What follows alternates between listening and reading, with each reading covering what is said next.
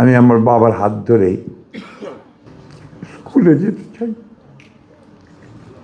আমি খুব দুঃখিত, আমি এমনিতেই একটু আমার একটু ইমোশনাল, কিন্তু এই বিষয়টা আমি বলতে পারি না। আমাদের দুর্ভাগ্য যে আমাদের অনেকগুলো জাতীয় সংগ্রাম হয়েছে, লড়াই হয়েছে, যুদ্ধ হয়েছে।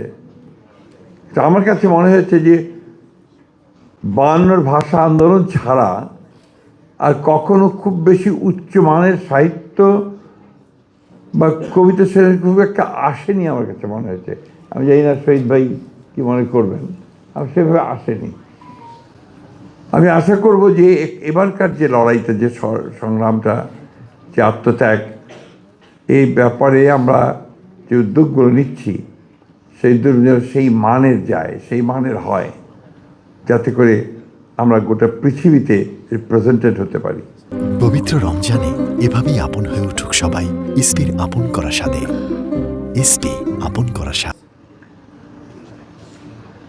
আমাদের মায়ের ডাকের যারা বাচ্চারা আছে অনেক বড় হয়ে গেছে। আমি ছোট্ট ছোট্ট দেখেছি। ছোটটা যখন আপনার এখানে দাঁড়িয়ে থাকতো, বিশ্রাম পেত না, চেয়ারের উপর দাঁড় করিয়ে দিতাম আমরা, ওখান থেকে সে বলতো আমি আমার বাবার হাত ধরেই স্কুলে যেতে চাই।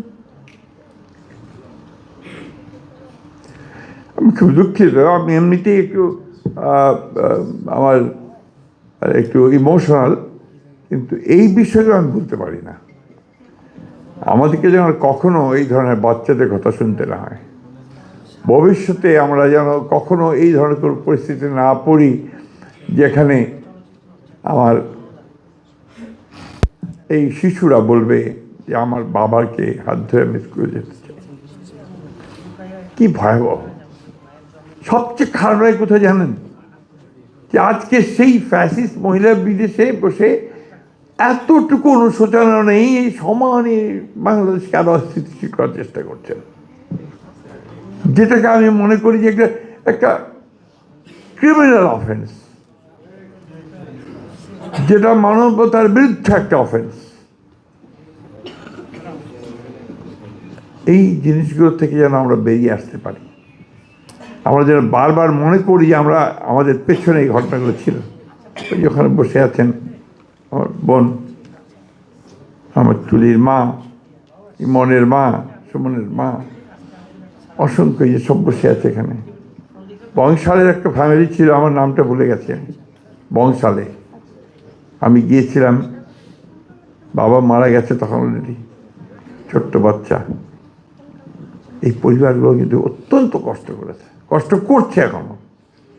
তাই আমার মনে হয় যে আমাদের ফোকাসটা এখন হওয়া উচিত, আগে পরিবারগুলোকে বাঁচাতে হবে।